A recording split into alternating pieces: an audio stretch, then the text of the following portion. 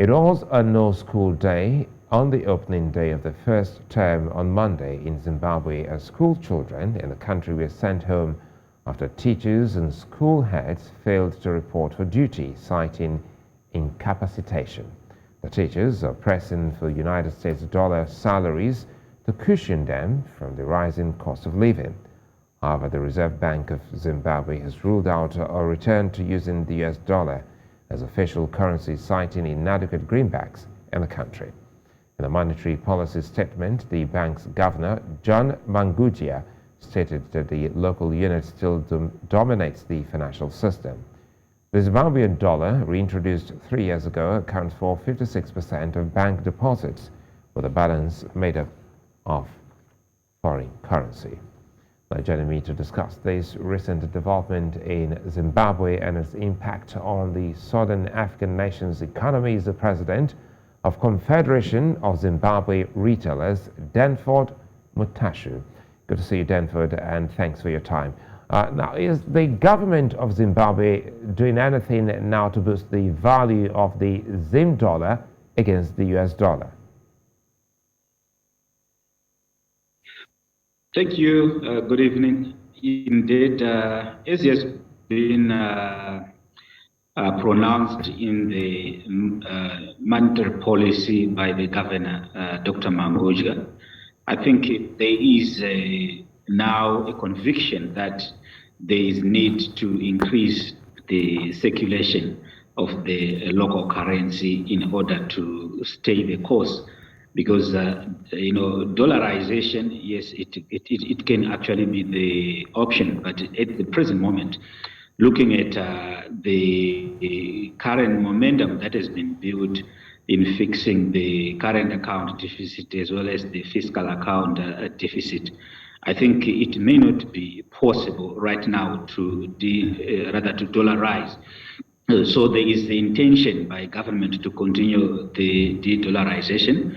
But I think, as you mentioned earlier, there has been a lot of call, especially from within the civil service, for their salaries to be paid in United States dollars, owing, of course, to the decline in value of the local currency over the course of last year.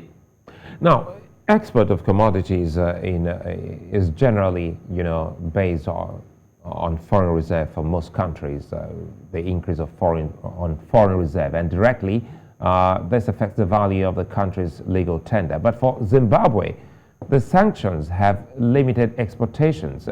Can your country have a better economic outlook without more exports?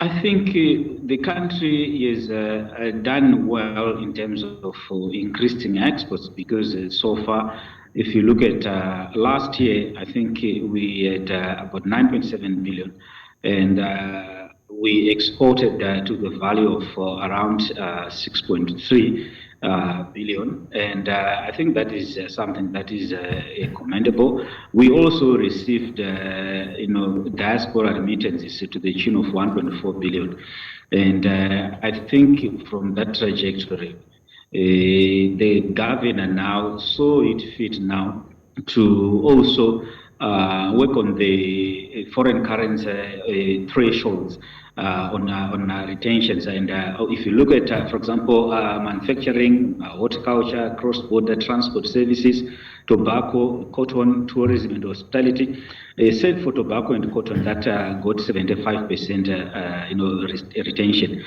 All the other sectors got 100% export earnings retention from the previous low base. So I think we are geared up to try and safeguard and save the local currency despite what has happened. And of course, in terms of exports, there has been increased support from the auction system to the manufacturing sector, agricultural sector, and that is actually seen exports are growing. And if you look at gold, for example, you may also appreciate that the now about 54% of the gold production is coming out from the artisanal miners, and the remainder from primary producers. And all that gold is destined for the export market. And remember, Outside, gold, there's tobacco. Those are the true, foreign currency earners for the country.